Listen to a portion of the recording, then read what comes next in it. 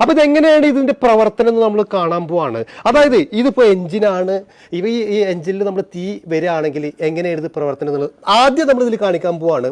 അതിനുശേഷം നമ്മൾ വണ്ടി അങ്ങോട്ട് കത്തിച്ച് കാണിക്കാൻ പോവാണ്.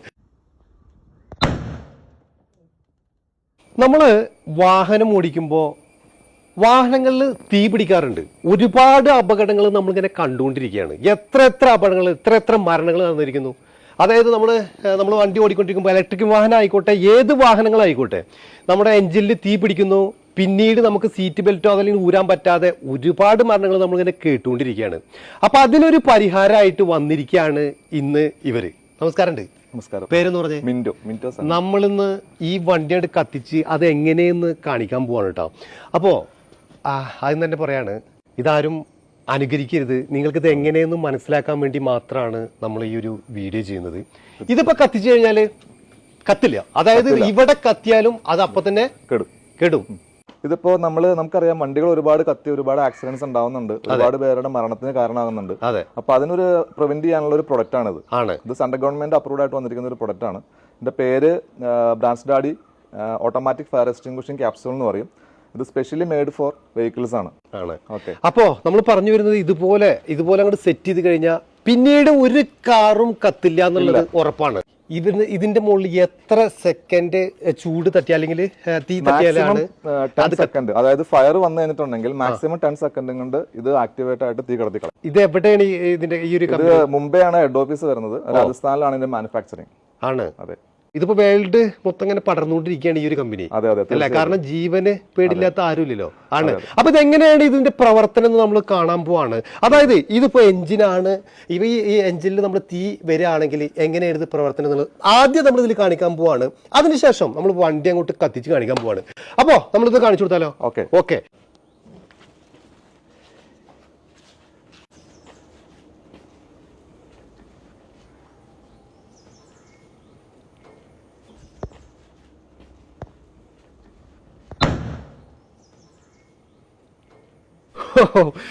അയ്യോ, ഒരു പുക അല്ലേ?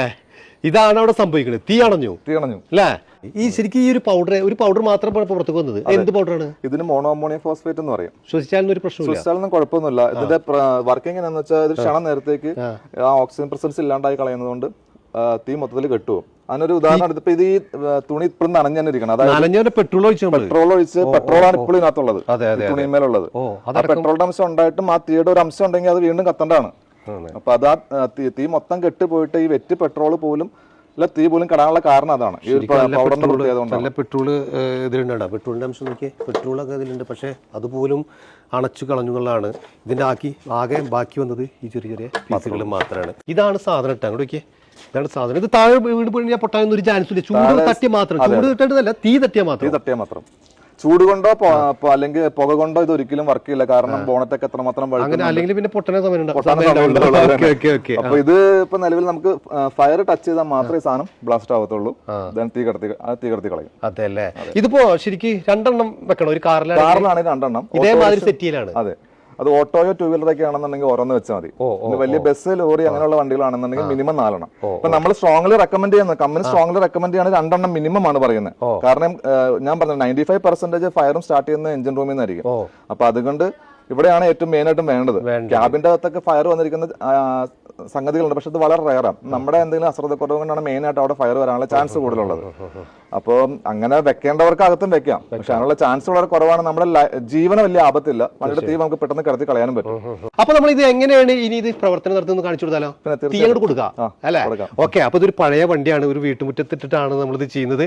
അപ്പോ ഈ വണ്ടി എന്തായാലും പൊളിക്കാളാണ്. അപ്പൊ അതുകൊണ്ടാണ് നമ്മൾ ഇതിന്റെ മുകളിൽ ചെയ്യുന്നത്. ഇത് തീ കെടുന്നുള്ളതിൽ ഉറപ്പന്നെ 100% ഗ്യാരണ്ടി ആണ് തീ കെടുന്നുള്ള കാര്യത്തിൽ. അതില് മാറ്റൊന്നുമില്ല. ഞാൻ ചോദിക്കുന്നത്, നമ്മളിപ്പോ ഇങ്ങനെ ഓടിക്കൊണ്ടിരിക്കുമ്പോ ഇതുണ്ടല്ലോ എന്ന് വിചാരിച്ച് ഇനിയിപ്പോ ഒരു ഫയറൊക്കെ വന്ന് അത് കെടുന്നുള്ള ഒരു പ്രതീക്ഷ എങ്ങനെയാലും ഇരിക്കുന്ന സമയത്ത് അത് കെട്ടില്ലെങ്കിൽ അങ്ങനെ ഒരു അവസ്ഥ വരില്ല. ഇൻ കേസ് അങ്ങനെ സംഭവിച്ചു കഴിഞ്ഞിട്ടുണ്ടെങ്കിൽ കമ്പനി പറയുന്നത് 10 ലക്ഷം രൂപയുടെ കോമ്പൻസേഷൻ ആണ്.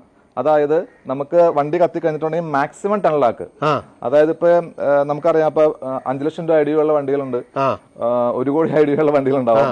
അപ്പൊ അത് ഏത് വണ്ടിയാണെങ്കിലും 10 ലക്ഷം രൂപ മാക്സിമം കൊടുക്കാൻ തയ്യാറാണ്, റെഡിയാണ്. കമ്പനി ആർക്കെങ്കിലും കൊടുത്തിട്ടുണ്ട്? ഇതുവരെ കൊടുക്കേണ്ട അവസ്ഥ വന്നിട്ടില്ല.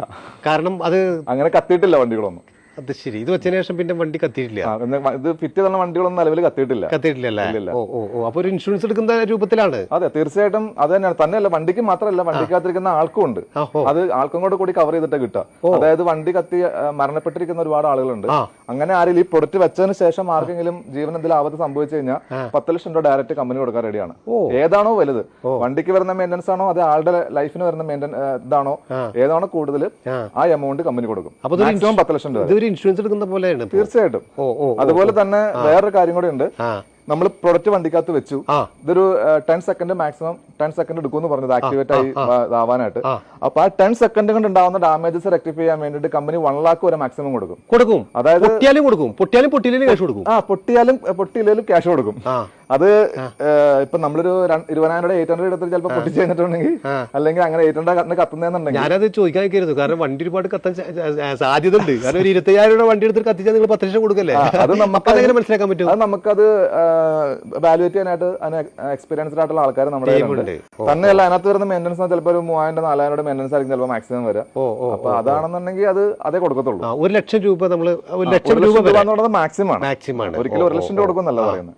1 ലക്ഷം രൂപ വരെ നമ്മൾ കൊടുക്കും. പിന്നെ അതുപോലെ തന്നെ ഇത് വെച്ചുകൊണ്ട് കത്തില്ല എന്നൊന്നും പറയാൻ പറ്റില്ല കേട്ടോ. നമ്മൾ കത്തില്ല എന്നല്ല പറയുന്നത്, കത്തി കഴിഞ്ഞാൽ ഇത് അണയുന്നുള്ളതാണ്. അല്ലാണ്ട് ഇത് വെച്ചുകൊണ്ട് കത്തില്ല എന്നല്ല. ഓക്കെ, നമ്മൾ പറഞ്ഞുകൊണ്ടിരിക്കുകയാണ്. നമ്മൾ എന്തെങ്കിലും സംഭവിച്ചു കഴിഞ്ഞാൽ, ഇത് അഥവാ ഇത് കത്താതെ വന്നാൽ എന്തെങ്കിലും സംഭവിച്ച 10 ലക്ഷം രൂപ നമ്മൾ കൊടുക്കാൻ തയ്യാറാണ്. അതുപോലെ തന്നെ ഇത് കത്തി കഴിഞ്ഞാൽ 1 ലക്ഷം രൂപ വരെ നമ്മൾ ഇതിന്റെ ആഫ്റ്റർ മെയിൻ്റനൻസിന് വേണ്ടിയിട്ട് കൊടുക്കാനും തയ്യാറാന്ന് പറയുന്നത്. ആരെ ബന്ധപ്പെടണം? നമ്മൾ നമുക്ക് കേരളത്തിലാണെങ്കിൽ എല്ലാ ജില്ലകളിലും ഓതറൈസ്ഡ് ഡിസ്ട്രിബ്യൂട്ടേഴ്സ് ഉണ്ട്. അവരായിട്ട് ബന്ധപ്പെട്ടാൽ മതി. അല്ലെങ്കിൽ ഇത് ഇപ്പൊ വണ്ടിക്കകത്ത് ആരാണോ വെച്ച് കൊടുത്തിരിക്കുന്നത് അയാളെ ഡയറക്റ്റ് ബന്ധപ്പെട്ടാൽ മതി. അത് മാക്സിമം 15 ഡേയ്സ്. അതായത് ഇതിന്റെ ഇവാലുവേഷൻ കഴിഞ്ഞിട്ടുണ്ടെങ്കിൽ മാക്സിമം 15 വർക്കിംഗ് ഡേയ്സിനുള്ളിൽ തന്നെ ക്യാഷ് കസ്റ്റമറിന്റെ അക്കൗണ്ടിൽ ക്രെഡിറ്റ് ആയിട്ടുണ്ടാവും. ആണല്ലേ?